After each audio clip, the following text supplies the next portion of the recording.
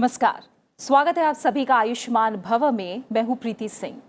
आज आयुष्मान भव में बात एक ऐसी समस्या की जो धीरे धीरे काफी गंभीर होती जा रही है। आज बात ओबेसिटी यानी मोटापे की। भारत में लोगों में जिस तरह से तेजी से मोटापे का शिकार हो रहे हैं लोग, उससे आशंका ये है कि ये समस्या महामारी का रूप न ले ले। अगर आप भी मोटापे यानी ओबेसिटी से जुड़ा कोई भी सवाल पूछना चाहते हैं तो हमें आप कॉल मिला सकते हैं। आपके लिए स्टूडियो में हम एक नहीं तीन खास मेहमान साथ लेकर आए हैं जो आपकी पसंद के मुताबिक एलोपैथी, होम्योपैथी या नेचुरोपैथी तीनों से जुड़े उपाय आपको बताएंगे। हमारे साथ हैं होम्योपैथी विशेषज्ञ डॉक्टर हरलीन कौर। डॉक्टर हरलीन, आपका बहुत बहुत स्वागत है स्टूडियो में। हमारे साथ हैं एम्स में professor doctor Rajkumar Yadav. Doctor राज, आपका भी बहुत बहुत स्वागत है। और हमारे साथ हैं न्यूट्रिशनिस्ट डॉक्टर शिखा शर्मा। आपका बहुत बहुत स्वागत है डॉक्टर शिखा। तो फोन उठाइए और हमें कॉल कीजिए। हमारे नंबर लगातार टीवी स्क्रीन पर फ्लैश हो रहे हैं। साथ ही आप यूट्यूब, फेसबुक और ईमेल पर भी आप अपने सवाल हमें भेज सकते हैं। मोटापा एक ऐसी समस्या जो अगर ज्यादा बढ़ जाए तो कोई भी खतरनाक बीमारियों से घिर सकता है, लेकिन अपनी रूटीन लाइफस्टाइल में थोड़ा बहुत परिवर्तन करके आप मोटापे पर काबू जरूर पा सकते हैं।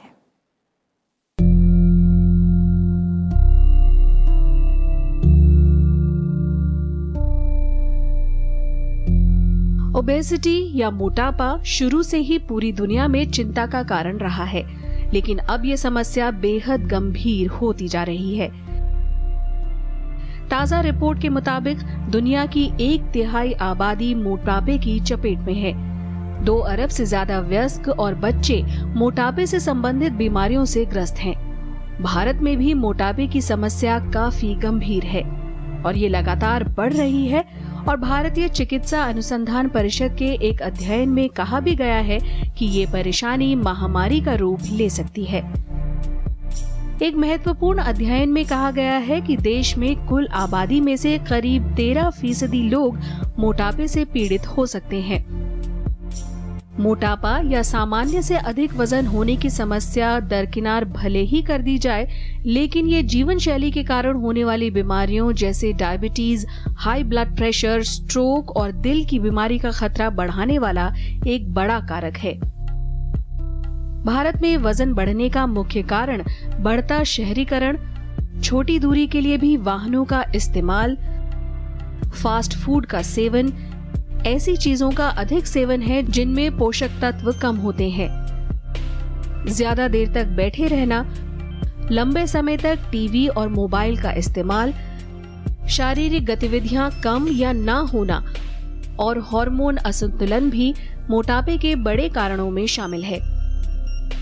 आमतौर पर कमर के 90 सेंटीमीटर से अधिक नाप वाले पुरुषों और 80 सेंटीमीटर से अधिक नाप वाली महिलाओं को सामान्य से अधिक वजन वाले बताया गया है।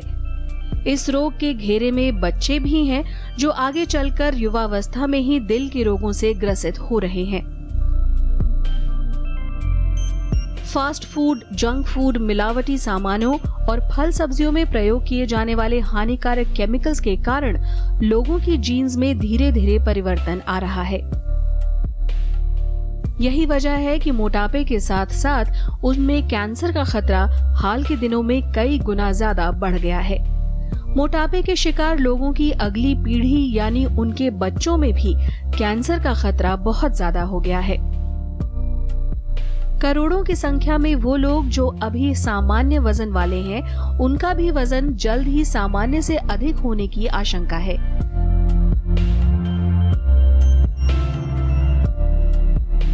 भारत में 10% से भी कम लोग शरीर को सक्रिय रखने वाली गतिविधियां करते हैं और यह जीवन शैली संबंधी स्वास्थ्य समस्याओं का मुख्य कारण है। विश्व स्वास्थ्य संगठन के अनुसार पृथ्वी का हर 6ठा व्यक्ति मोटापे से ग्रस्त है और हर साल मोटापे की वजह से करीब 28 लाख लोगों की जान जाती है। आज मोटापा खुद एक बीमारी बनता जा रहा है, लेकिन कुछ आसान से नियमों का पालन करके मोटापे पर काबू पाया जा सकता है। आयुष्मान भव, राज्यसभा टीवी। तो आप भी हमें कॉल मिलाइए अगर आपका सवाल मोटापे या ज़्यादा वजन से जुड़ा हुआ है। लगातार टीवी स्क्रीन पर हमारे नंबर फ्लैश हो रहे हैं। डॉक्टर राज, आपसे शुरुआत करूं तो कितनी गंभीर स्थिति भारत में फिलहाल मोटापे को लेकर है और क्या भारत एक तरह से मेटाबॉलिक सिंड्रोम की महामारी का सामना कर रहा है? ये सच है? बिल्कुल, ये बहुत अच्छा सवाल है आपका। मुझे लगता है कि जैसे जैसे भारत विकास की तरफ बढ़ रहा है तो उसका एक बहुत साइड इफ़ेक्ट आप कह सकते हैं मोटापा। डेवलपमेंट और मोटापे में एक रिलेशन है। जैसे जैसे हम डेवलप्ड होते जाते हैं मोटापा बढ़ता जाता है। जितने भी डेवलप्ड कंट्रीज़ हैं जैसे कि अमेरिका, USA, UK, वहाँ पे मोटापा उतना ही ज़्यादा है। हमारे देश में जो अभी की हमारी रिसर्च है और डेटा है उसके हिसाब से हमारे यहाँ मोटापा करीब 10% से लेके 30% तक 10 to 30% का वेरिएशन है। कहने का मतलब यह है कि जो बड़े शहर हैं जैसे कि दिल्ली, मुंबई, उनमें मोटापा ज़्यादा है, जो गांव है वहाँ थोड़ा मोटापा भी कम है। तो इसलिए ओवरऑल आप कह सकते हैं 10%, बट इसका वेरिएशन 30% या उससे ज़्यादा भी हो रहा है। तो डेफिनेटली हम कहीं ना कहीं मोटापे से एक महामारी की तरफ बढ़ रहे हैं। डॉक्टर शिखा, जैसे डॉक्टर राज भी बता रहे हैं कि शहरीकरण और विकास कहीं ना कहीं तमाम बीमारियों को भी साथ लेकर आ रहा है। क्या लग रहा है खान पान इसके पीछे सबसे बड़ी वजह है? जी बिल्कुल, जैसे आप जानते हैं कि जब हम कोई खाना खाते हैं तो जैसे हम आटा खरीदते हैं या जैसे हम चीनी खरीदते हैं तो नॉर्मली जो कंपनीज चार्ज करती हैं वो वैल्यू एडिशन के लिए चार्ज करती हैं। सच्चाई ये है कि वैल्यू डिलीशन के लिए वो चार्ज कर रही हैं। अच्छा। यानी जो एक्चुअली जो गेहूं होता है उसमें सबसे ज़्यादा न्यूट्रिशन होता है, और जब वही गेहूं आप सूजी के फॉर्म में खाते हैं, मैदे के फॉर्म में खाते हैं, इवन आटा विदाउट फाइबर खाते हैं, तो उसकी जो न्यूट्रिशन तो डिलीट हो गया है, वैल्यू डिलीट हो गई है, मगर आप पे कई गुना कर रहे हैं। इसी तरीके से जो आलू है, चाहे वो आलू की सब्ज़ी है, चाहे वो आलू का कोई और आप खा रहे हैं, बट जब वो चिप्स बन जाता है तो आप इतने से 10 ग्राम आलू के लिए 10 ग्राम के लिए आप 10, 15 या 20 रुपए देते हैं। तो वैल्यू एडिशन तो प्राइस एडिशन हो गया है और वैल्यू डिलीशन हो गया है। And that is the problem कि आज की डेट में हम जो भी खाना खा रहे हैं 50% ऑफ दैट खाना इज़ वैल्यू डिलीटेड, जो हमारे शरीर में जा रहा है। और हमारा जो शरीर है वो बेसिकली इसी खाने को यूज़ करके मसल बनाता है, स्किन बनाता है, ऑर्गन्स बनाता है। तो रॉ मटेरियल ही नहीं है तो बनाएगा क्या? बिल्कुल बिल्कुल। एक पहले कॉलर जो हमारे प्रोग्राम में जुड़ गए हैं, मनीष ने हमें कॉल किया है, दिल्ली से हमारे साथ जुड़े हैं। मनीष, शुक्रिया हमें कॉल करने के लिए। सवाल पूछिए। जी हाँ मैम, नमस्कार। जी नमस्कार, पूछिए। मैम ये मैं मनीष बोल रहा हूँ दिल्ली नारायणा से। जी हेलो। जी जी, सवाल पूछिए मनीष। हेलो हेलो मनीष, आप सवाल पूछ सकते हैं। हाँ जी, हाँ जी मैम। मैम सवाल ये है कि जो बॉडी में वेट बढ़ रहा है, जो मोटापा है, उसको कैसे संतुलित कर सकते हैं हम लोग? कोई उसके लिए अच्छी सी प्रिकॉशन और टिप्स बता दीजिए प्लीज। आप अपनी उम्र बताइए, अपनी उम्र और वजन बता पाएंगे आप? जी मैम, मेरी एज है मैम 44 एज है मैम मेरी, और वेट है मैम मेरा 64 kg। यहाँ पे उनकी हाइट भी पूछिए जरा। हाँ, एक बार अपनी हाइट भी बताइए मनीष। हाइट मैम मेरी 5'4" है। अच्छा ठीक है, हम जानते हैं। डॉक्टर राज, आप क्या बताएंगे ने? जी, तो 5'4" के हिसाब से यानी कि उनकी अप्रॉक्सीमेटली आई थिंक 157 सेंटीमीटर्स के आसपास हाइट होगी, और वेट इन्होंने शायद बताया 64। जी सर। 64 बहुत मार्जिनल, इसको हम मोटापे पे कहेंगे। एक मोटा सा ये है कि आपकी जितनी भी हाइट होती है उसमें से अगर हम 100 घटा दें, हाइट माइनस 100, तो जो बचा आपका, यानी कि अगर 160 आपकी हाइट है सेंटीमीटर्स में, उसमें से 100 कम किया तो 60 आ गया। तो 60 plus minus 5 to 10% is usually normal range for the weight, usually, not always. तो इनकी मुझे लगता है उसके हिसाब से मुझे तो मार्जिनली वेट ज़्यादा लग रहा है। अदरवाइज डेफिनेटली उनको जो मोस्ट इंपॉर्टेंट थिंग है, अपनी डाइट पे ध्यान रखें और फिजिकल एक्टिविटी, इन दोनों को बैलेंस रखें, बॉडी वेट बैलेंस रहेगा। डॉक्टर हरीन, होम्योपैथी क्या कहता है मोटापे को लेकर? जी देखिए, मोटापा अपने आप में, जैसे आपने बताया कि एक महामारी का रूप ले रहा है, जबकि वो बीमारी अपने आप में नहीं है। और मोटापे को हम अगर इस तरह से देखें कि मोटापा जो है बीमारी करता भी है और कुछ बीमारियों से मोटापा होता भी है। होम्योपैथी जो है वो मोटापे को इस तरह से देखती है कि मोटापा आपका शारीरिक एक तरह से परेशानी है, और वो जो शारीरिक परेशानी है उसके लिए हम उसका एनालिसिस जो है उसको कॉन्स्टिट्यूशन या आप कह लें कि पर्सनलाइज मेडिसिन की तरह से करते हैं कि आपका मोटापा जो है उसका क्या वजह है, क्या उसकी कोई बीमारी है, कोई वजह, या उसका ऐसा वजह है कि आप बचपन से ही मोटे हैं, या फिर इस तरह से है कि आपके खान पीन या आपका लाइफस्टाइल जो है वो इस तरह से रहा है, या आप एक कॉर्पोरेट जॉब में हैं जहां आप सुबह से लेकर शाम तक बैठे रहते हैं और आपको ज़्यादा मूवमेंट का मौका ही नहीं मिलता है because everything is happening on emails. तो इस तरह से उसका हम कारण जो है मोटापे का पकड़ के उसका इलाज करते हैं। अगर कोई बीमारी कारण है तो यकीनन उसका पहले बीमारी का इलाज करेंगे जिसकी वजह से मोटापा खुद ब खुद ठीक होगा, और अगर मोटापा किसी और वजह से है तो लाइफस्टाइल करेक्शन मेजर्स के साथ साथ हम होम्योपैथिक दवाइयाँ देते हैं, और इन दोनों का कॉम्बिनेशन जो है इट इज़ वेरी इफ़ेक्टिव। और देखा गया है कि खुद अगर आप डिटर्मिन्ड हैं वेट लॉस के लिए, तो बेशक बीमारी उसकी वजह हो या उसकी वजह आपका खुद का लाइफस्टाइल हो, अगर आप डिटर्मिन्ड हैं, you working towards it and you also taking homeopathic medicine, the combination can really be effective.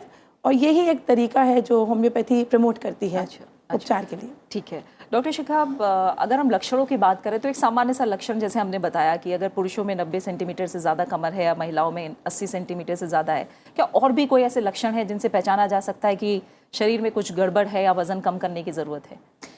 देखिए, सबसे पहले जो लक्षण मैं कहूँगी कि अगर आपको गैस बढ़ रही है, अगर आपकी फ्लैटुलेंस बढ़ रही है, आपका इंडाइजेशन बढ़ रहा है, तो जो हमारा सबसे बड़ा ऑर्गन होता है डाइजेशन का वो इंटेस्टाइन होती है, राइट।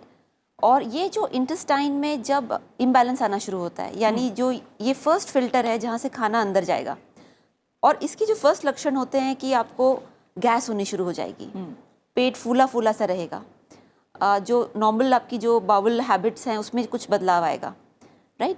सेकंड है कि आप फ्रेश नहीं फील करेंगे सुबह, ना सोते हुए, इवन आफ्टर वेकिंग आप फ्रेश नहीं फील करेंगे, and after using the washroom भी आप फ्रेश नहीं फील करेंगे। सो फंडामेंटली दैट मीन्स जो एक खाना एनर्जी में तब्दील होता है, वो प्रक्रिया में प्रॉब्लम शुरू हो गई है। So that is the first sign there is a problem, right. Second sign है कि आपको डकारें आनी शुरू हो जाएंगी और भारीपन महसूस होगा, heaviness in the stomach, heaviness overall, ठीक है। तो ये सारे आपके फर्स्ट साइन है कि कुछ गड़बड़ शुरू हो चुका है। नाउ जैसे ही ये साइंस शुरू हुए, अगर आप उस टाइम अपने डाइजेशन को इम्प्रूव करना शुरू कर दें तो ये वापस रिवर्ट हो जाते हैं बड़ी आसानी से, वरना फिर ये डीप होना शुरू हो जाते हैं। लाइक अभी तो सुपरफिशियल है, फिर वो डीप होंगे, यानी आपका लिवर खराब होगा, इंटेस्टाइन में फिर टॉक्सिन्स जमा हो जाएंगे, फिर उसका असर स्किन पे पड़ेगा, बालों पे पड़ेगा, सूजन आनी शुरू हो जाएगी, तो फिर वो डीप होने शुरू होते हैं। बिकॉज जो साइन को आप नहीं ध्यान देंगे, और डीपर साइंस का क्या मतलब होता है कि आपके लिवर पे सबसे पहले असर पड़ता है, आपके कोलेस्ट्रॉल बढ़ जाता है, आपके इंसुलिन पे फर्क पड़ता है, यानी धीरे धीरे सारी समस्याएं डिजीज की तरफ जाती हैं। बिल्कुल बिल्कुल। एक और कॉलर जुड़े हैं, मुनेंद्र ने हमें गोवा से कॉल किया है।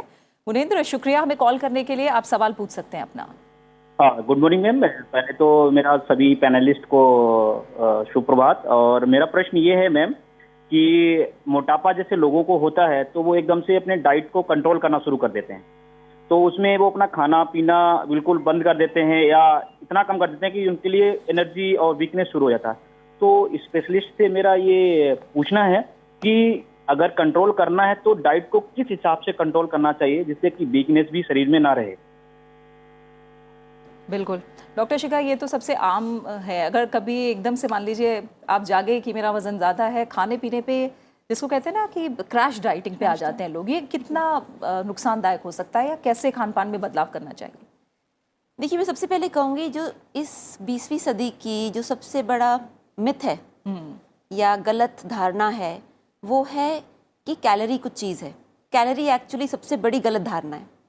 जो कैलोरी का जो शब्द यूज़ हुआ था वो स्टीम इंजन से यूज़ हुआ था। जो स्टीम इंजन्स की जो एनर्जी मेजरमेंट करनी थी तो वहाँ पे कैलोरी का इस्तेमाल हुआ था। अनफॉर्चुनेटली इसी शब्द को मेटाबॉलिज्म में इस्तेमाल हुआ। तो स्टीम इंजन में कोयला जलाया जाता है जिसको कंबशन कहते हैं, और बॉडी में मेटाबॉलिज्म होता है जिसको रीअसेंबली होती है, ठीक है, कुछ जलता नहीं है।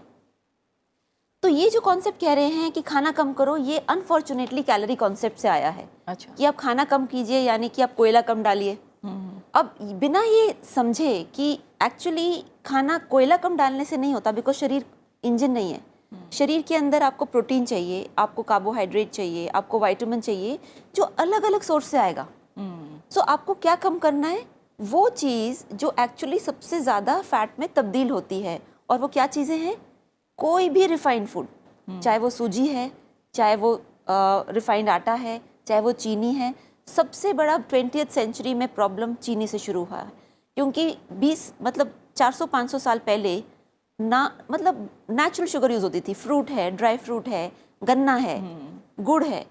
आज की 20वीं सदी में 90% ये सब शुगर में कन्वर्ट हो गया है। बिल्कुल। और sugar is the biggest, I would say, misfortune of the 20th century. तो मेरा कहने का मतलब है कि आप सही कह रहे हैं कि खाना कम करने से कुछ भी नहीं होगा। आप सिर्फ कमज़ोर हो जाएंगे, बाल गिरेंगे, फटीग होगा, न्यूट्रिशनल डेफिशिएंसी होगी। आपको क्या काम करना है?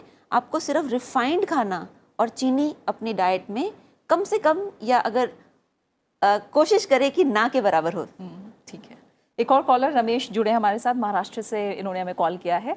रमेश, स्वागत है आपका हमारे कार्यक्रम में, आप सवाल पूछिए। रमेश, आप सवाल पूछ सकते हैं।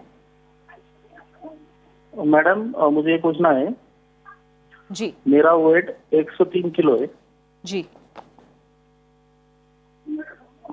टीवी की आवाज बिल्कुल कम कर दीजिए रमेश, और आप अपना सवाल पूछिए। अपनी उम्र बताइए और लंबाई भी बताइए। और मेरी हाइट 175 सेंटीमीटर है। एक बार फिर से बताइए अपनी लंबाई। मेरी लंबाई 175 सेंटीमीटर। ठीक है। और उम्र? उम्र मेरा 21 साल, 31। अच्छा, ठीक है। बताइए आप क्या जानना चाहते हैं। मैं जानना चाहता हूँ, मुझे किसी दोस्त ने बोला है कि 2 टाइम प्रोटीन पाउडर पीने से और 2 टाइम खाना बंद कर देने से ये पूरा वजन लॉस हो जाएगा। तो मैं अभी 4-5 दिन से वो कर रहा हूँ, लेकिन मुझे बहुत सा वीकनेस महसूस हो रहा है उसमें। मुझे बीच में चक्कर वगैरह आना चालू हो गए थे उससे। ठीक है रमेश, हम चाहेंगे आप थोड़ा कॉल पर बने रहिए। डॉक्टर राज, जिस तरह से रमेश बता रहे हैं, ऐसी सलाह बहुत मिलती है जो कितनी नुकसान पहुंचा सकते हैं, कितना फायदा देती हैं, ये पता नहीं होता लोगों को। तो क्या बताएं? रमेश जी ने जैसा बताया, इनकी हाइट 175 सेंटीमीटर और ये 31 ईयर्स ओल्ड है। उस हिसाब से इन्होंने बताया 103 kgs का वेट है, जो डेफिनेटली बहुत ज़्यादा है। इनको हम डेफिनेटली ओबीस कैटेगरी में रखेंगे। और इनके लिए मेरी एडवाइस ये है कि ये एक बार अपना चेकअप पहले करा लें। ओबेसिटी के मेनली हमारे खान पान और फिजिकल एक्टिविटी से होती है, लेकिन एक बहुत बड़ा कई बार रीजंस होते हैं मेडिकल रीजंस। अच्छा, ठीक है। कई बार हो सकता है उनके थायराइड में कुछ प्रॉब्लम हो गई हो, तो एक बार हम उसको चेक करना, उनके आसपास जो भी अच्छा हॉस्पिटल या अच्छे डॉक्टर हैं उनके पास एक बार जाएं, अपना चेकअप कराएं, उनकी थायराइड चेक करेंगे। कुछ और भी चीज़ें होती है, एक हमारे किडनीज़ के पास में एक और ग्लैंड्स होते हैं जिसमें अगर प्रॉब्लम हो तो कुशिंग सिंड्रोम कभी कभी हो जाता है। तो एक बार वो चेक करना पड़ेगा कि इनकी कोई बीमारी तो नहीं हो गई है। अगर वो नहीं है, फिर उसके बाद डेफिनेटली हमें अपने लाइफ स्टाइल पे मोस्ट इंपॉर्टेंट पॉइंट पे आना पड़ेगा, खाने पे और फिजिकल एक्टिविटी पे। तो इनके लिए हमारी सलाह यही है कि एक बार डॉक्टर के पास ज़रूर जाएं, अपना ओवरऑल एक बार चेकअप करा लें और साथ में उसके बाद लाइफ स्टाइल चेंजेस पे ध्यान दें। अच्छा। और यहाँ पे मैं मैडम से थोड़ा सा डिसएग्री भी करूँगा। अच्छा। अभी जो मैडम थोड़ी देर पहले बता रही थी एनर्जी के बारे में या कैलोरीज के बारे में, मैडम अपनी जगह सही है, लेकिन हम लोग एज मेडिकल डॉक्टर, हमारी बॉडी में डेफिनेटली एनर्जी बनती है। एटीपी हमारे उसके सोर्सेज हैं और उस पर इतना वर्क हो चुका है कि देयर इज़ नो डाउट कि बॉडी के अंदर एनर्जी नहीं बनती है। तो डेफिनेटली वहाँ एनर्जी भी बनती है, इसलिए एनर्जी का concept is important and calories are important. ठीक है, एक हम और सवाल ले लेते हैं अभी डॉक्टर। ये सवाल YouTube के ज़रिए हमारे पास आया है और पूछा गया है कि खाली पेट अगर मैं ब्लैक कॉफ़ी या फिर नींबू पीऊँ तो इसका शरीर पर क्या असर पड़ता है। डॉक्टर शिखा जी, देखिए, नींबू और ब्लैक कॉफ़ी में बहुत अंतर है। जो ब्लैक कॉफ़ी है वो एसिडिक होती है, जो नींबू है वो पोस्ट डाइजेस्टिव इम्पैक्ट उसका अल्कलाइन होता है। तो अगर आप जैसे सुबह उठ के गर्म पानी में थोड़ा नींबू लेते हैं या सादे पानी में थोड़ा सा नींबू लेते हैं, तो वो एक्चुअली आपकी डाइजेशन को इम्प्रूव करेगा, बिकॉज उसका डाइजेशन के पश्चात पोस्ट डाइजेस्टिव इफेक्ट अल्कलाइन है, यानी वो शरीर के एंजाइम्स को इम्प्रूव करता है। मगर कॉफ़ी का पोस्ट डाइजेस्टिव इफेक्ट भी एसिडिक है और प्री डाइजेस्टिव भी उसका एसिडिक होता है। तो कॉफ़ी नहीं लेना चाहिए डेफिनेटली, बिकॉज ये आपके इंटेस्टाइन को स्पॉइल करेगा। बट नींबू पानी is a good idea.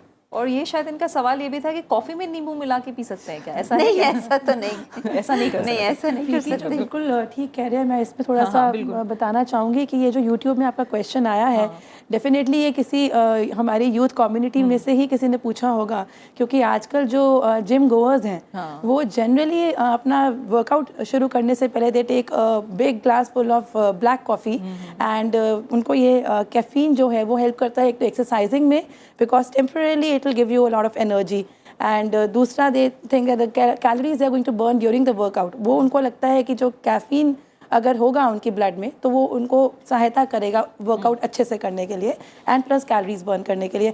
But ये जैसे मैडम ने भी बताया कि इट्स ऑल अबाउट आप बॉडी को एसिडिक मोड में लेकर जा रहे हैं जो इवेंचुअली आपको मेटाबॉलिज्म को पुअर करेगा, फास्ट नहीं करेगा।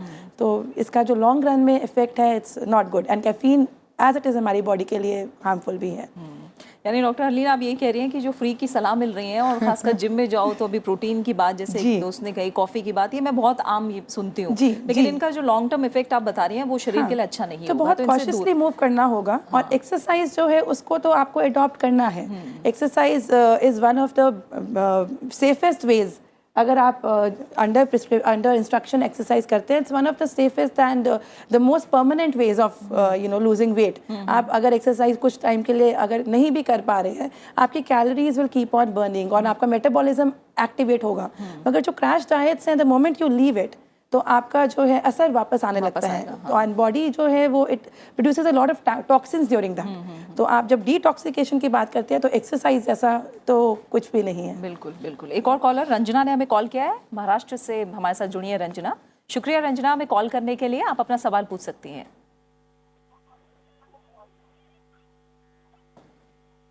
रंजना, अब तक अगर आवाज आ रही हो तो आप सवाल पूछिए। जी हेलो जी हेलो। हाँ रंजना, आप सवाल पूछिए। हाँ आ रही है। हाँ रंजना, मेरा अपनी बटन टीवी कम की नहीं हो आवाज, रहा है। हाँ अपनी टीवी की आवाज बिल्कुल कम कर दीजिए, फिर आपकी आवाज सही तरह से आएगी। हाँ मेरा वजन कम नहीं हो रहा है। अच्छा, मैंने डॉक्टर के पास भी चेक किया था, थायराइड, ईसीजी वगैरह, पर कुछ नहीं निकला। ठीक है। आपकी उम्र कितनी है और वजन कितना है? 22 ईयर। 22 साल। हाँ, और 64 वेट। 54। हाँ। आपकी लंबाई बताएंगे आप? 5.3। 5'3". ठीक है 5'3"? डॉक्टर, ये 5'3" हाइट बता रहे हैं। एक बार इनसे पूछे कि इन्होंने क्या इन्वेस्टिगेशंस कराए थे। अच्छा ठीक है। रंजना, आपने क्या क्या टेस्ट कराए हैं अभी तक? थायराइड कराया था, ईसीजी कराया, पर कुछ नहीं निकला। ठीक है। डॉक्टर राज? जी इन्होंने शायद 5'3" हाइट बताई है 5'3" हाइट बताई है और 54 केजीज। 54 केजीज बताया है और 22 साल उम्र बताई हाँ, है। तो 22 साल की उम्र जो ये वाली उम्र होती है, teenager and then 20, then 21, 22, usually girls में थोड़ा सा इसमें एक नेचुरल हल्का सा एक मोटापे का एक ट्रेंड होता है, that is quite natural. And still I think बाकी तो उनको ओवरऑल अगर उन्होंने बाकी जांचें करा ली हैं तो appears to be good, and most important thing अब उनकी डाइट और फिजिकल एक्टिविटी पे ध्यान रखें, that is a good enough. But एक अगर उन्होंने इन्वेस्टिगेशन अपना अल्ट्रासाउंड नहीं कराया है, क्योंकि आजकल की जो लेडीज़ हैं, जो यंग जनरेशन है, उसमें PCOS, पॉलीसिस्टिक ओवेरियन सिंड्रोम, इसका भी बहुत चलन हो गया है because of you can say lot of things, hormonal problems हैं या लाइफस्टाइल इश्यूज हैं। तो this is the usual age जब 20-22 की एज में मोटापा बढ़ने भी लगता है और दूसरे सिम्टम्स भी आते हैं, जैसे आपको लगता है कि आपके चेहरे पे ज़्यादा बाल उग रहे हैं या आपको अपना ज़्यादा मुंह पे या पीठ पे दाने लगते हैं, एक्ने लगते हैं। तो अगर इस तरह के कुछ लक्षण भी इनको साथ में मिल रहे हैं या फिर उनको कोई मेंस्ट्रुएशन में इरेगुलरिटी मिल रही है, तो उस केस में इट्स इम्पॉर्टेंट कि अपना एक बारी ये जांच अल्ट्रासाउंड से भी कराएं। और अगर ये पॉलीसिस्टिक ओवेरियन सिंड्रोम जो है वो रूल आउट करना इस एज ग्रुप में भी ज़रूरी हो जाता है। एंड अदरवाइज PCOS बता रही हैं? जी, PCOS इस समय एक्चुअली इस एज में स्पेशली टीनेजर्स एंड 20, 21, 22 जी क्वाइट रिलेटिवली क्वाइट कॉमन है, कॉमन हो गया है। So it is better to उसको हम एक बार देख लें। रूल आउट करें जी। ठीक है। डॉक्टर शिखा, अगर हम उम्र के हिसाब से बात करें तो बच्चों में मोटापा आजकल बहुत गंभीर होता चला जा रहा है। और मैं कल का ही अपना अनुभव बताऊं, मैं मार्केट गई कुछ लेने, तो एक लेडी अपने बच्चे से पूछ रही है, मेरे ख्याल से 5-6 साल का बच्चा होगा, लॉली लेनी है, चिप्स लेना है, तो समझिए कि ये खाना भी किस तरह से बच्चों को बीमार बना रहा है, कितनी गंभीर समस्या है ये बच्चों के लिए? देखिए, ये तो एक बहुत ही ज़्यादा गंभीर समस्या है और उसके मैं 2-3 कारण आपको बताऊंगी। एक अडल्ट का बॉडी डेवलपमेंट कंप्लीट हो गया होता है एंड सिर्फ वो रीजनरेशन रिजुविनेशन में उसकी बॉडी की एनर्जी या उसके एलिमेंट्स लगते हैं। जो एक बच्चा है उसकी बोन फॉर्मेशन अभी हो रही है, यानी उसकी बोन डिपॉजिट्स हो रहे हैं और बोन लेंथन भी हो रही है, राइट। नंबर 2, उसकी बॉडी में ऑर्गन्स का भी निर्माण हो रहा है। उसकी जो ब्रेन वैसे तो 5 साल तक डेवलप हो जाता है, बट उसमें फर्दर चेंजेस और मॉडिफिकेशंस आते हैं। उसके जो मसल्स हैं वो बन रहे हैं और सबसे मोस्ट इम्पॉर्टेंट चीज़ है कि उसका जो ढांचा है वो बन रहा है, यानी उसका स्केलेटल फ्रेमवर्क अभी बन रहा है। इस समय इमेजिन अगर वो सपोज बहुत चीनी खाएगा तो जो चीनी है आपकी बोन के कैल्शियम को हटा देती है, यानी आपकी बोन्स कमज़ोर होंगी। अगर बोन कमज़ोर होगी तो जो वज़न ऊपर से बढ़ रहा है तो आपकी जो बोन स्ट्रक्चर है उसको वो डिस्प्रपोर्शनेट कर देगा, डिफॉर्म करना शुरू कर देगा, यानी उसकी जो हिप्स है और उसके जो बोन्स हैं वो डिफॉर्म होना शुरू हो जाएंगे। नंबर 2, उसकी जो बॉडी में शुगर की वजह से इन्फ्लेमेटरी रिएक्शन शुरू होंगे, जिसके कारण उसके asthma, allergy and auto immune के कई डिसऑर्डर्स शुरू हो सकते हैं depending on the other conditions. Number 3, जो उसकी जैसे लिवर बन रहा है, उसका इंटेस्टाइन है, उसका किडनी है, it is subjected to very high load of acid. Sugar है, चिप्स हैं, मैदा है, फ्राइड है, वो बहुत एसिड बॉडी में बनाता है। That means the liver kidney is getting a very high exposure to acid. ये बच्चा आगे जाके अगर उसे कोई टॉक्सिन मिले जैसे एयर पोल्यूशन या वाटर पोल्यूशन, तो उसका शरीर ऑलरेडी अब कमज़ोर है, तो it will convert into cancers, into diabetes, into many other deformities and disorders जो आज हमें नहीं पता है। मेरे कहने का मतलब है, जब आपका शरीर स्वस्थ होता है तो उसकी एक इम्यूनिटी होती है लड़ने की, चाहे वो केमिकल पोल्यूशन हो, चाहे वाटर पोल्यूशन हो, चाहे एयर पोल्यूशन है। तो एक तरफ एनवायरनमेंट में पोल्यूशन बढ़ रहा है, दूसरी तरफ हमारे शरीर के अंदर जो हमें रिक्वायरमेंट है उस पोल्यूशन से लड़ने के लिए, वो ताकत घट रही है। And result you can only imagine. एक कॉलर और जुड़े हैं, अमित ने हमें पटना से कॉल किया है। अमित, शुक्रिया कॉल करने के लिए। सवाल पूछिए आप अपना। जी मैम, मेरा 100+ हो गया था, मैंने फिर एक्सरसाइज वगैरह करना स्टार्ट किया तो अब वो 85 पे गया है, उसके नीचे नहीं आ पा रहा। अमित, एक बार अपना सवाल दोहराइए। जी 100 kg प्लस मेरा वेट हो गया था मैम जी। और अब जो है मैंने फिर एक्सरसाइज वगैरह करना स्टार्ट किया, योग करना स्टार्ट किया तो 85 पे वो रुक गया है, उसके नीचे नहीं आ पा रहा वेट। और चेस्ट वगैरह में भी मैंने बहुत फैट किया। आपकी उम्र कितनी है अमित? मैम 25 साल। और हाइट बताएंगे आप अपनी? जी 5'7". आप 100 से 65 पर आए, ये बहुत अच्छी बात है अमित, आपने शुरुआत की है और आगे आप। हाँ अमित बताइए। 100 से 85 पे आया। 85, 85। जी जी ठीक है। और ये कितना समय में हुआ है ये? Around 4 month. 4 महीने में। ठीक है, हम जानते हैं। हाँ, किस तरह से वेट लॉस किया? हाँ अमित, थोड़ा आप बताइए क्या क्या बदलाव किया आपने अपनी दिनचर्या में जिससे ये वेट लॉस हुआ? जी मैंने वॉक स्टार्ट किया, अपना योग वगैरह करना किया, कुछ डाइट पे हल्का मैंने वाइट जैसे तो शुगर कंट्रोल किया। अच्छा, तो अभी आप 4 महीने से वही सेम चीजें कर रहे हैं लगातार? जी जी मैम। ठीक है। डॉक्टर हरलीन जी 21 साल की उनकी उम्र है। 25 साल बता रहे हैं। 25 साल की उनकी उम्र है। 100 से 85 पे वो आए हैं 4 महीने के अंदर अंदर। तो 2 तो चीज़ें हैं, एक तो इन्होंने या बहुत ही डिटर्मिनेशन के साथ, बहुत ही गाइडेंस के अंडर इन्होंने ये 4 महीने में जो है तकरीबन 15 किलो का वेट लॉस किया है, विच इज़ कमेंडेबल।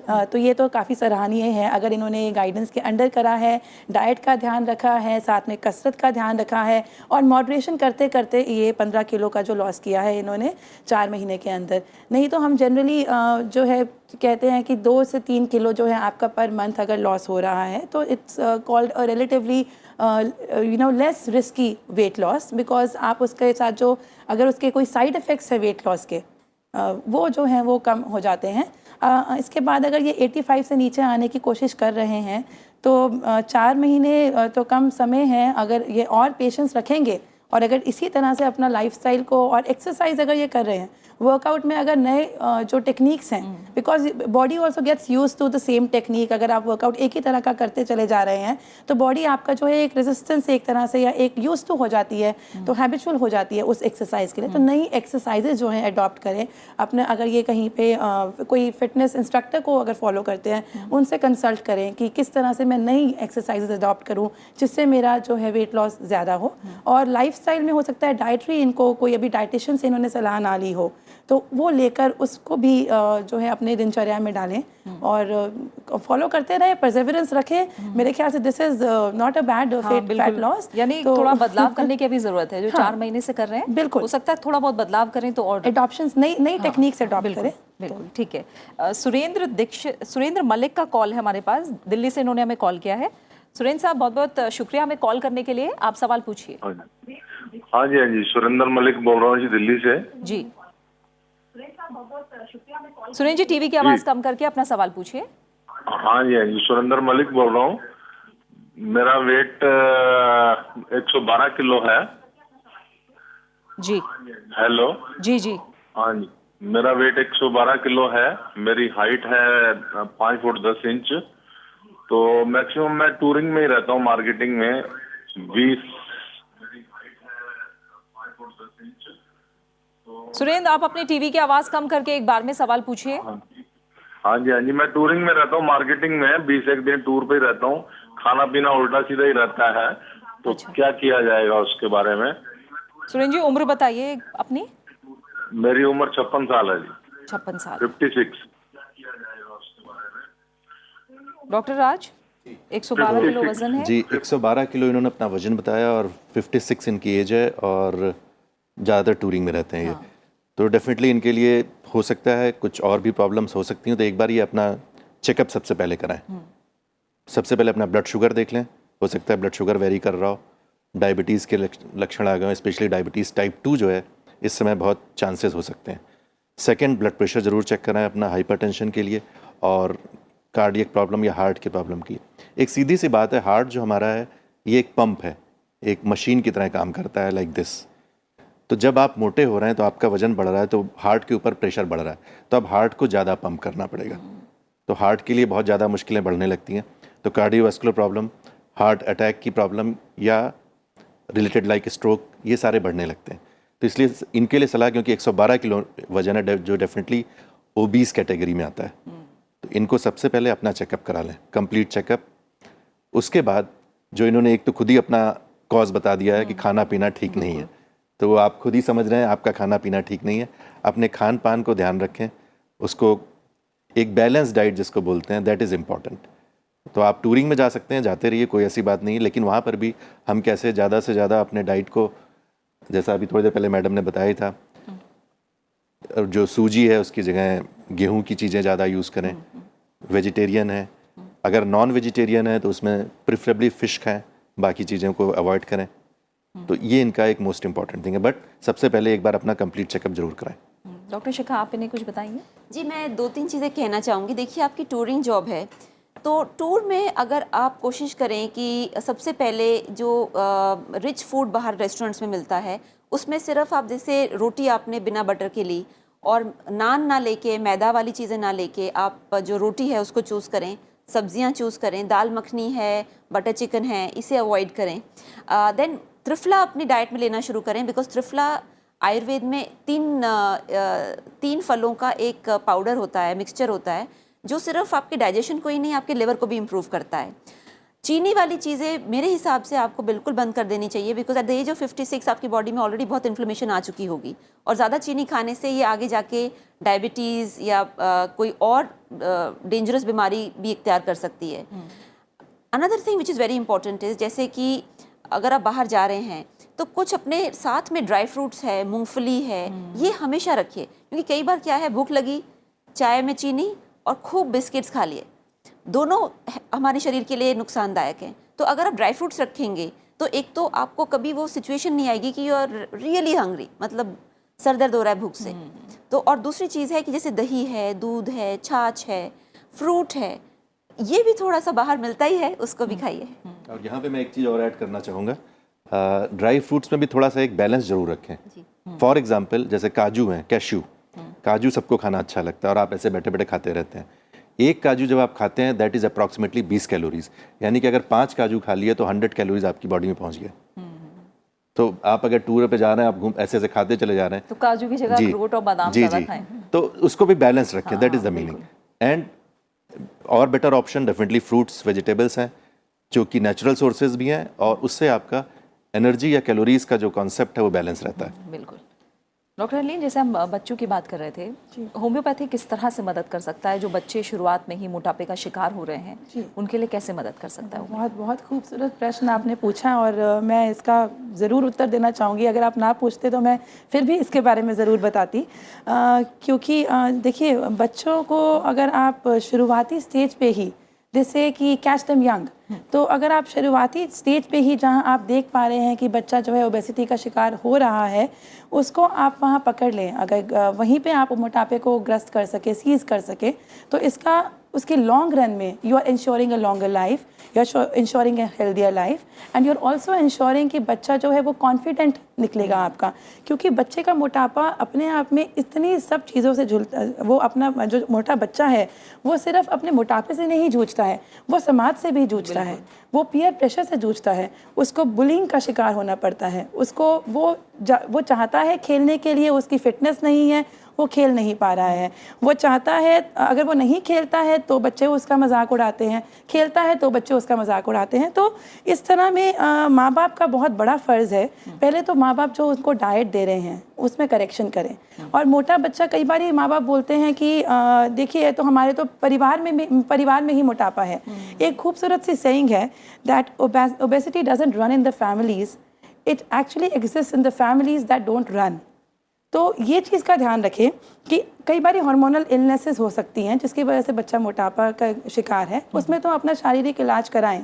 अगर वैसे मोटापा है जिसका वजह जो है वो हार्मोनल डिसऑर्डर्स नहीं है या कुशिंग सिंड्रोम नहीं है, जैसे डॉक्टर साहब ने बताया, तो उस केस में आप बच्चे का थायराइड का जांच भी कराएं। और उसके बाद होम्योपैथी जो है वो बच्चे का जो है मेटाबॉलिज्म इम्प्रूव करने में बहुत कारगर है। तो हम उसमें पर्सनलाइज मेडिसिन देते हैं जिसमें इंडिविजुअल को एज अ होल ट्रीट किया जाता है, और उसमें हम जैसे काफ़ी मेडिसिन हैं जो काफ़ी कारगर हैं, जैसे कैलकेरिया कार्ब है, वो बच्चों को, मोटे बच्चों पे बहुत सूट करती है। तो अगर और लक्षण मिलते हैं तो कैलकेरिया कार्ब का रिजल्ट जो है वो होम्योपैथी की दवाई जो है उससे बहुत अच्छा है। इसी तरह से हमारी कैप्सिकम है, सेनेगा है, पर बच्चों को इसके साथ ज़रूर टीचिंग देनी है, हेल्थ एजुकेशन देनी है, और वो उसमें टीचर्स का भी बहुत ज़रूरी रोल है, स्कूल हेल्थ अवेयरनेस प्रोग्राम्स का रोल है। और जहाँ होम्योपैथी काम आएगी वहाँ पर आप होम्योपैथी प्रैक्टिशनर को कंसल्ट करें और ओवरऑल डेवलपमेंट को एम करें। ठीक है, एक और कॉलर है, नरेश ने हमें जोधपुर से कॉल किया है। नरेश, शुक्रिया कॉल करने के लिए, आप सवाल पूछ सकते हैं। नमस्ते मैडम। जी नमस्ते नरेश, बताइए।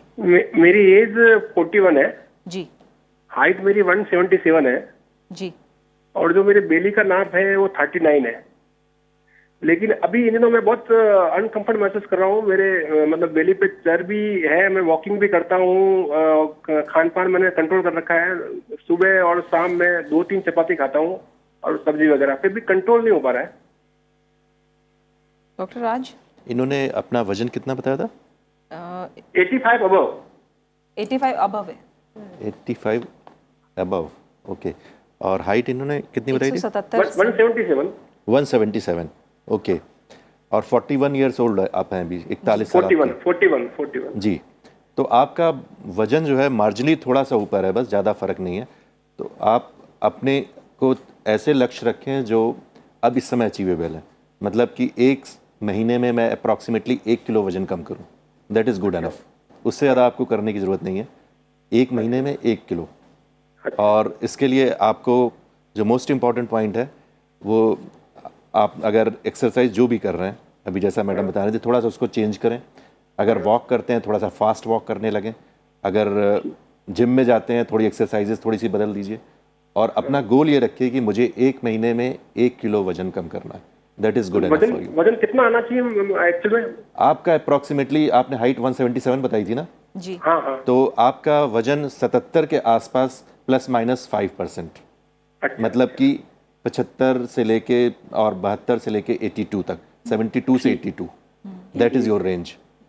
एक सिंपल सा Thank you, तरीका thank you. है जो आम जनता जो है वो चाहे तो फॉलो कर सकती है। BMI कैलकुलेटर्स जो हैं वो ऑनलाइन भी अवेलेबल हैं, और जो बॉडी मास इंडेक्स है वो एक बहुत ही आसान तरीका है अपना वज़न, अपना मोटापे को असेस करने का, कि आप ओवरवेट हैं या आप ओबीस कैटेगरी में हैं। उसके लिए केजी में वेट और मीटर स्क्वायर में हाइट जब हम लेते हैं तो उसमें एशियन के लिए WHO वर्ल्ड हेल्थ ऑर्गेनाइजेशन के हिसाब से एशियंस क्योंकि मोटापे से जो रिलेटेड बीमारियां हैं उससे जल्दी ग्रस्त होते हैं, तो एशियंस के लिए जो ये फिगर है कही गई है कि 23 से लेकर 25 तक अगर आपका BMI आता है तो उसके हिसाब से आप ओवरवेट में कंसिडर किए जाते हैं, और 25 से ऊपर आपका अगर BMI चला जाता है तो आप ओबीस कैटेगरी में आ जाते हैं। तो उसी हिसाब से आपको मेजर्स लेने हैं चेक करने के लिए। और 23 वाले से नीचे वाले लोग को मुबारक, क्योंकि वो उनका मेटाबॉलिज्म अच्छा है, तो they can still go away with lot of things. ठीक है डॉक्टर शिखा, बच्चों की बात की, इसके बाद महिलाओं की अगर बात करें तो महिलाएं, हम देखते हैं जो भी बचा वो खा लिया, जो मिला वो खा लिया, बच्चों की फिक्र पहले है, हस्बैंड की फिक्र पहले है। महिलाएं किस तरह से अपना ख्याल रखें खाने पीने के मामले में? जी, महिलाओं के लिए मैं एक सजेस्ट करूंगी, जैसे महिलाएं स्नैकी फूड्स बहुत खाती हैं, मतलब मेन फूड्स वो कम खाती हैं, रोटी शायद एक ही खा लें, बट स्नैकी फूड्स उनका बहुत ज़्यादा हो जाता है। तो पहले तो मैं उनको सजेस्ट करूंगी कि आप अपनी डाइट में स्नैकी फूड्स कम करके प्रोटीन बेस्ड फूड्स बढ़ाएं।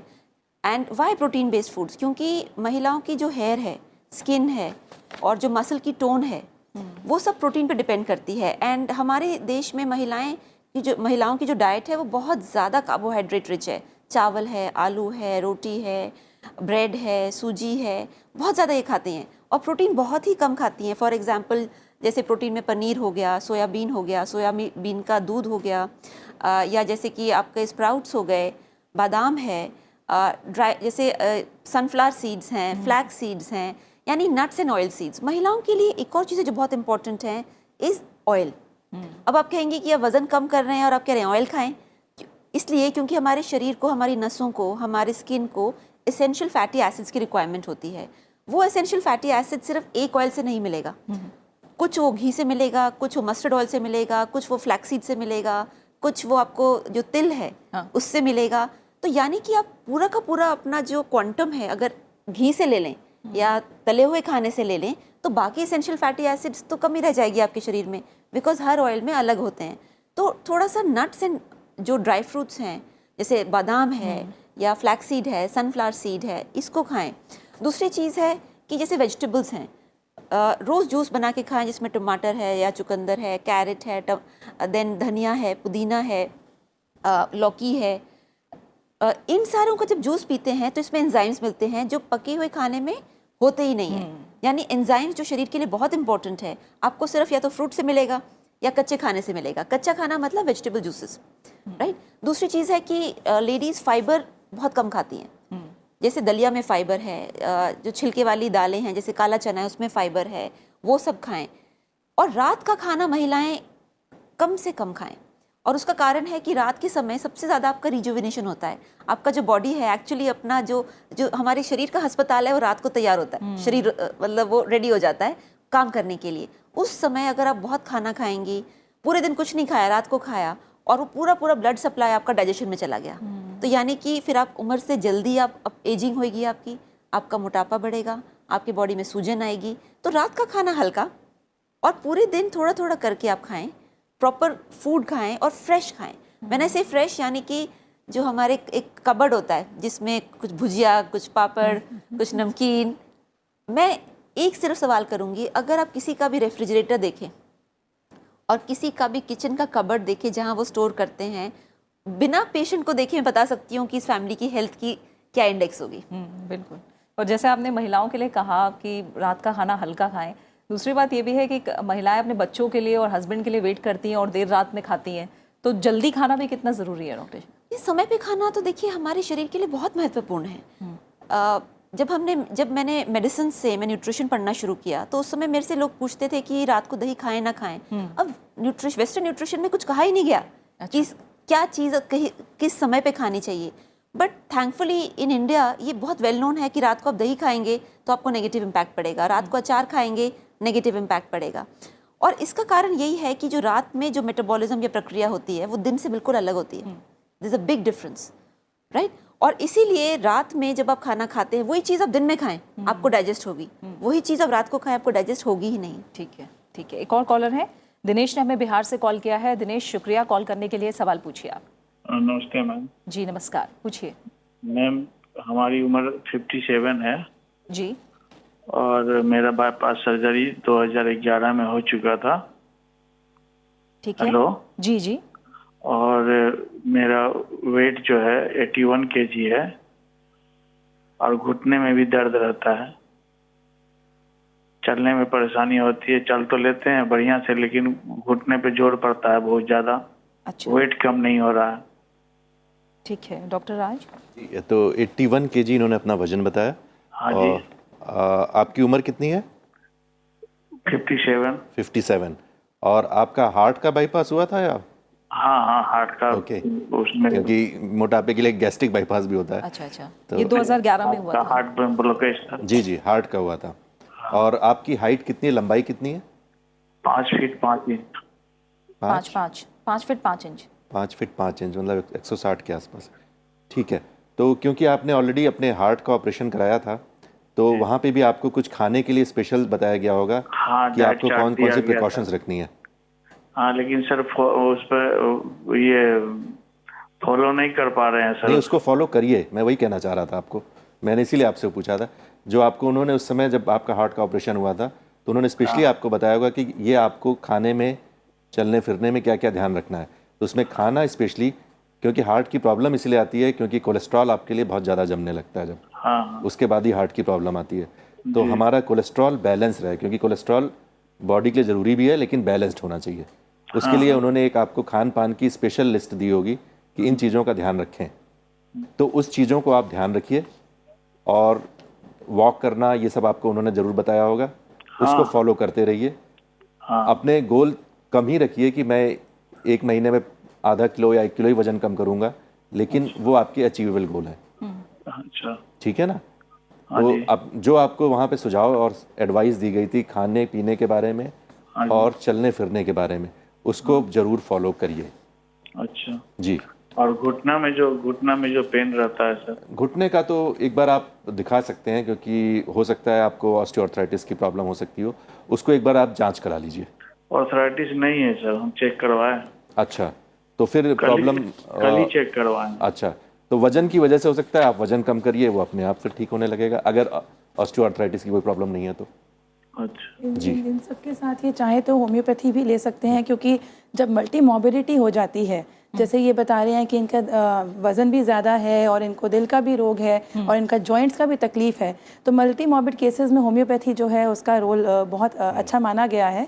तो उस तरह से वो होलिस्टिक ट्रीटमेंट की तरफ भी जा सकते हैं। और ये एलोपैथी के साथ भी ले सकते हैं? बिल्कुल ले सकते हैं। एलोपैथी के साथ होम्योपैथी जो है बहुत अच्छा कॉम्बिनेशन रहता है। एडजुवेंट रोल में होम्योपैथी रहती है उसमें। ठीक है, होम्योपैथी को भी ट्राई कर सकते हैं। हाँ। तो दिनेश, आप होम्योपैथी का सहारा भी ले सकते हैं।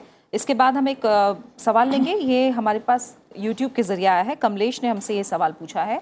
आइए देखते हैं इनका सवाल क्या है। इन्होंने पूछा है, क्या गुनगुने पानी के साथ शहद लेने से वजन कम होता है और गुनगुने पानी के साथ हल्दी लेने से शरीर पर क्या प्रभाव पड़ता है? डॉक्टर शिखा।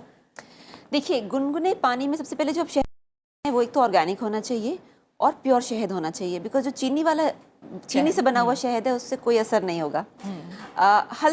हल्दी की तो बहुत बड़े रोल है, बहुत। और इनफैक्ट वेस्टर्न वर्ल्ड इसको पेटेंट करने की भी कोशिश कर रहा था। सबसे पहले जो हल्दी है, जैसे हमने इन्फ्लेमेशन की बात करी कि चीनी से बॉडी में इन्फ्लेमेशन होती है, हल्दी एंटी इन्फ्लेमेटरी है, यानी कि आपके पूरे इंटेस्टाइन को हल्दी जितना भी इन्फ्लेमेशन हुआ है उसको सबड्यू करती है। दूसरी चीज़, हल्दी एंटीवायरल है, एंटीबैक्टीरियल है। क्योंकि जब हम कुछ खाना खाते हैं हमारे शरीर के अंदर करोड़ों हेल्दी बैक्टीरिया रहते हैं और करोड़ों अनहेल्दी बैक्टीरिया रहते हैं, मतलब उनके लिए हम भी एक प्लैनेट ही हैं। सो वो जो करोड़ों हेल्दी बैक्टीरिया हैं उसकी वजह से हम B12 डाइजेस्ट करते हैं, और जो करोड़ों अनहेल्दी बैक्टीरिया हैं उससे हमारा डाइजेशन खराब होता है और वो कैंसरस भी होते हैं। तो जो टर्मरिक है वो ये करोड़ों अनहेल्दी बैक्टीरिया को कंट्रोल में रखता है। कुछ तो नेचुरली शरीर में रहेंगे ही, मगर अपनी लेवल से ज़्यादा ना हो जाए, तो उसको टर्मरिक कंट्रोल में रखता है। तीसरी चीज़ जो टर्मरिक करता है कि टर्मरिक एक्चुअली जो आपका इंटेस्टाइन है उसके अंदर ऐसे फिंगर जैसे विलाय होते हैं, ठीक है, और वो विलाय के अंदर अंदर धीरे धीरे जब आप गलत खाना खाते हैं तो वो टॉक्सिन्स जमा हो जाते हैं जिसकी वजह से अब्जॉर्ब नहीं करता, आपका शरीर इन न्यूट्रिएंट्स को अब्जॉर्ब नहीं करता। जो टर्मरिक होता है वो एक्चुअली आपके शरीर के जो इंटेस्टाइन है उसको डिटॉक्सिफाई करता है नेचुरली। एंड यही कारण है कि इंडिया एक गर्म देश है, यहाँ पे बैक्टीरियल इन्फेक्शन ज़्यादा होते हैं, इसीलिए हल्दी हमारे खाने में बहुत इस्तेमाल होती है। और नेचुरली आप कह रहे हैं कि गर्म पानी में हल्दी का क्या असर है, तो जैसे सूप हम देते हैं, जब किसी को इंटेस्टाइन में प्रॉब्लम होती है या कोलाइटिस होना शुरू हो जाता है, हम सूप देते हैं जिसमें हल्दी डलवाते हैं, तो उसका एक हीलिंग इफेक्ट आता है। जैसे तुलसी है, दूध में हल्दी किस तरह से फायदा करेगी? दूध में भी बहुत अच्छा असर आता है कि जैसे दूध में अगर आप हल्दी लेंगे तो एक्चुअली एक तो वो आपके दूध में थोड़ा सा फैट होता है, तो आपके शरीर में वो धीरे धीरे मूव करता है। जैसे पानी में हल्दी डालेंगे तो वो शरीर इंटेस्टाइन में बहुत फास्ट मूव करता है, बट दूध में क्योंकि थोड़ा फैट होता है तो हल्दी का जो वो मिश्रण है धीरे धीरे मूव करेगा, उसका अब्जॉर्प्शन इंप्रूव होगा। बट दोनों में फ़ायदा है। ठीक है, इनफैक्ट सूप में भी ले सकते हैं। ठीक है, ठीक है। एक और सवाल यूट्यूब के ज़रिए हमारे पास आया है। AK सिंह ने सवाल हमसे पूछा है और इन्होंने कहा है मोटापे से ग्रसित है, इनका BMI 28 है, मैं खुद को बिरयानी और अच्छा खाना खाने से रोक नहीं पाता हूँ, क्या खाना कम खाने का कोई उपाय है? जो भी बताना चाहे, खाना कम खाने का उपाय। देखिए, हम जब वेट लॉस प्रोग्राम बनाते हैं तो अगर आप एक डाइटिशियन से भी कंसल्ट करते हैं तो उसमें some days are called as cheat days. तो चीट डेज क्या होता है कि आप उस दिन जो आपका मन करे आप खा सकते हैं, मगर these cheat days should come as an incentive. अपने आप को इंसेंटिवाइज कीजिए। मंडे टू फ्राइडे जो है या मंडे टू सैटरडे जो है, आप एक नियमित रूप से खाना खाएं, नियमित रूप से कसरत करें और अपना जो लाइफस्टाइल है, या अगर आप ऑफिस में भी जाते हैं तो थोड़ा सा आप कोशिश करिए कि एक्सटेंशन पे कॉल ना करके अपने कोलीग के पास चल कर जाएँ। तो इस तरह के स्टेप्स आप लीजिए और उसके बाद आप जो है बिरयानी चाहें या फिर आप जिस तरह सा भी जो भी खाना चाहते हैं वो चीट डे वाले दिन खाएं। तो दैट विल बी अ गोल। आपका वीकेंड गोल होगा कि मैं आज I will earn my self this calorie rich diet. तो उसके लिए आप पहले अपना कंट्रोल रखें और फिर जो है बिरयानी को जो है एंजॉय कीजिए वीकेंड पे। तो these things can really work, क्योंकि अगर आप बिल्कुल ही अपने आप को डिवॉइड कर लेंगे तो आप यकीनन एक दिन जाके, because we are all humans, and आप एक दिन जाके अपना इस थ्रेशोल्ड को क्रॉस करेंगे और आप कहेंगे कि नहीं आज तो मुझे बिंज ईटिंग करना है, which is going to be very very harmful. तो इसलिए आप चीट डेज रखें अपने। ये डॉक्टर ये भी याद रखें, you are what you eat. इसलिए उस प्लेट में पहले बिरयानी की जगह देखें कि जो मैं खा रहा हूँ वही मैं होगा, उसको कैलकुलेट करिए। इसी तरह इसीलिए जो है काफ़ी देशों में आजकल जो रेस्टोरेंट में मेन्यू होता है उसके अंदर आपको कैलोरीज मेंशन करना जो है वो लीगल हो गया है। You can not serve a food until you are telling how many calories you are having with this, and there something called empty calories. आप ले रहे हैं, आपको कैलोरीज तो चाहिए, आपको खाना चाहिए। जैसे मैम ने भी बताया कि ज़रूरत है, आप कैलोरीज को हर चीज़ में कैलोरीज देखेंगे तो आपके हर अच्छे खाने में भी कैलोरीज हैं, बट आप ये देखिए कि एम्प्टी कैलोरीज क्या हैं, which are not giving you nutrition and only giving you calories. तो उसमें उनको अवॉइड करना ज़रूरी है। तो बिरयानी ऑर्डर करने से पहले एक बारी वो जो है उसका भी दिमाग में रखिए। और यहाँ पे मैं ऐड करना चाहूँगा, देखिए उन्होंने बिरयानी स्पेशली बोली, तो आप बिरयानी खाना चाहते हैं बिल्कुल खाइए, लेकिन उसको बैलेंस करिए। बैलेंस मतलब प्रेफरेबली वेज बिरयानी खा लीजिए, और नॉन वेज बिरयानी खाना तो चिकन बिरयानी खाइए, don't go for mutton biryani and all those. So that will be a little bit balancing, and definitely हफ्ते में एक दिन खाइए, रोज मत खाइए। तो इस तरह से उसको बैलेंस करिए and calories will be balanced. ठीक है डॉक्टर, आज आखिर में ये सवाल भी करना चाहूँगी, आजकल हम देखते हैं लगभग बहुत ही कहें कि हर मार्केट में या हर जगह हमें सर्जरी के ऑप्शंस बहुत दिखते हैं कि आप मोटापा सर्जरी के थ्रू कम करिए, या फिर टक्स होते हैं, टमी टक्स करिए। ये क्या ये असरदार है? इनके फायदे और नुकसान क्या हैं? जो अभी हम लोग थोड़ी देर पहले BMI की बात कर रहे थे, तो BMI अगर 40 से ऊपर है, 40 के ऊपर किसी का है, तो वहाँ पे सिर्फ और सिर्फ हम सर्जरी की ही एडवाइस करते हैं। अगर किसी का BMI 35 प्लस है, वहाँ पे थोड़ा हमें देखना पड़ता है, कुछ और कंडीशंस लाइक डायबिटीज़ है, हाइपरटेंशन है और कुछ कार्डियक प्रॉब्लम्स हैं, उन सब चीज़ों को बैलेंस करके उसको वे करते हैं, तो उसमें हम एक सर्जरी का ऑप्शन है, उस सर्जरी को हम लोग बेरिएट्रिक सर्जरी करते हैं। ब्रॉडली स्पीकिंग, हमारा जो पेट है, स्टमक है, उसकी अगर इतनी कैपेसिटी है तो हम उसको छोटा कर देते हैं। यानी अगर स्टमक इतना बड़ा है, अब उसको हमने हाफ कर दिया सपोज, या और कम कर दिया, तो जो आपका स्टमक में ही खाना जाके कलेक्ट होता है स्टोर रूम में, तो जब आपके पास कैपेसिटी कम होगी तो आप खाना कम खाएंगे। दूसरा एक होता है बाईपास, उसमें गैस्ट्रिक बाईपास कर देते हैं। Most of the part of intestine को हमने हटा दिया, सीधे यहाँ से नीचे पहुँचा दिया खाना, तो आपका स्टमक छोटा कर दिया और खाने को इंटेस्टाइन में कम से कम पहुँचाया तो खाने का एब्जॉर्प्शन कम हुआ। तो ऐसी कुछ सिचुएशंस हैं जहाँ पे BMI मोर देन 35 या 40, तो डेफिनेटली हम वहाँ पे बेरेट्रिक सर्जरी की एडवाइस करते हैं और उसमें ब्रॉडली स्टमक या इंटेस्टाइन में चेंजेस कर देते हैं, जिससे आप खाना कम ही खा पाते हैं और आपके खाने का एब्जॉर्प्शन भी कम होता है। ठीक है। तो इसमें एक बहुत इंपॉर्टेंट चीज़ है, बेरेट्रिक सर्जरी से एकदम से आपका वजन कम नहीं होगा। बेरेट्रिक सर्जरी के साथ साथ आपको अपना लाइफस्टाइल मॉडिफिकेशन करना ही पड़ेगा, मतलब अपनी फिजिकल एक्टिविटी एंड डाइट। ठीक है, बहुत बहुत शुक्रिया फिलहाल आप तीनों का स्टूडियो में आने के लिए, इन तमाम सवालों का जवाब देने के लिए और इतनी अच्छी बातें हमें बताने के लिए। तो देखा आपने कि मोटापा खुद तो परेशान करता ही है, साथ ही शरीर को कई बीमारियों का घर भी बना देता है। इसलिए इससे हार मानकर बैठना नहीं है, बल्कि इसे दूर भगाना है और अपनी दिनचर्या में और अपनी आदतों में बदलाव करके ऐसा कर पाना मुश्किल नहीं है। यकीन मानिए, बस शुरुआत ही होती है सबसे मुश्किल। तो एक बार शुरुआत कीजिए और व्यायाम करने और सेहतमंद खाने पीने की आदत भी अभी से अपनाइए और आप मोटापे पर जरूर काबू पा पाएंगे। आप हमारे इस कार्यक्रम को YouTube पर भी देख सकते हैं और अपनी राय और सुझाव हमारे साथ साझा कर सकते हैं। आपके हर एक कमेंट को हम ध्यान से पढ़ते हैं और आपके सुझाव शामिल करने की पूरी कोशिश करते हैं। तो रखिए अपना अच्छे से ख्याल और फिलहाल हमें दीजिए इजाजत। बने रहिए राज्यसभा टीवी के साथ। नमस्कार।